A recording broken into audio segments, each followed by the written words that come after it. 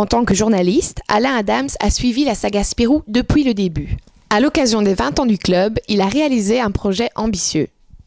L'idée de base est que rien n'existait sur l'histoire des Spirou. Donc les 20 ans du club en 2009 étaient, je pense, une bonne occasion un peu de remédier à cette lacune. Donc il restait à contacter un peu tous les personnages qui avaient forgé l'histoire du club. Après avoir collecté les informations et rédigé une première version du manuscrit, il fallait passer par de nombreuses étapes avant d'avoir une version définitive du livre. Commençons par le début. Direction Impapride Marcinelle pour la composition.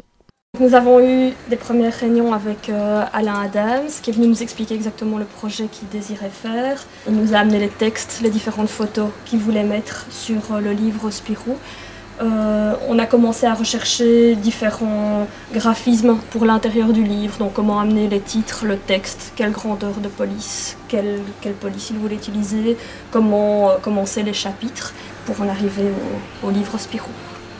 Après la composition du livre et avant l'impression, il y a toute l'étape de la correction qui a été assez fastidieuse, il faut le dire, vu qu'on s'est passé d'éditeur. Parce que, premièrement, les délais d'impression étaient trop grands, donc le livre s'est sorti probablement à la fin de la saison. Et deuxième raison, c'est que le livre, de toute manière, va se vendre autour du Spirodome. Une fois les corrections terminées, en route vers l'impression. Après chaque réglage à l'écran, l'imprimeur va déposer les plaques dans chaque groupe de couleurs correspondantes. Magenta, cyan, noir et jaune. Après avoir réglé la mise en position de départ, 50 exemplaires sont imprimés pour contrôler le résultat. L'imprimeur vérifie si les plaques de couleurs se superposent et s'il y a des corrections à faire avant l'impression finale. À ce stade-ci, vous avez vu l'impression de la couverture et de l'intérieur. Donc il va maintenant avoir plusieurs étapes successives. La couverture va être pelliculée avec un film plastique mat. Ce film va avoir pour but de protéger la couverture contre les traces et de pouvoir créer un contraste pour mettre certaines zones de la brochure en évidence.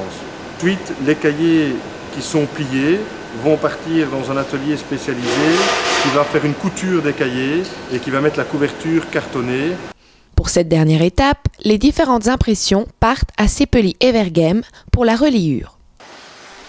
Les feuilles imprimées sont pliées et forment plusieurs cahiers. Les différents cahiers sont assemblés pour ne former qu'une seule pièce. Le dos du livre est ensuite cousu avant qu'un carton ne vienne solidifier le tout. Les marges sont découpées pour obtenir le format définitif du livre. Dans le coin de l'atelier, la couverture est cartonnée à la main. Celle-ci sera ensuite assemblée au cahier. Une fois l'opération réalisée, les livres sont mis sous presse. Vous l'aurez compris, ce n'est pas évident de concevoir un livre de A à Z. Et bien voilà, ton bébé.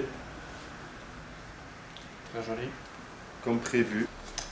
C'est au-delà de mes espérances. Je vois que ton équipe a très bien travaillé. Mais ça me fait plaisir. Voilà. C'était l'objectif. Voilà. Donc les lecteurs en profiteront autant que nous. Bon, dans le livre, on retrouvera une cinquantaine de témoignages. Le tout donc avec une cinquantaine d'illustrations aussi. Et dans un livre de 200 pages. Et cerise sur le gâteau, c'est Justine Hénin qui a préfacé le livre. Un beau souvenir pour les supporters et un beau cadeau pour les partenaires.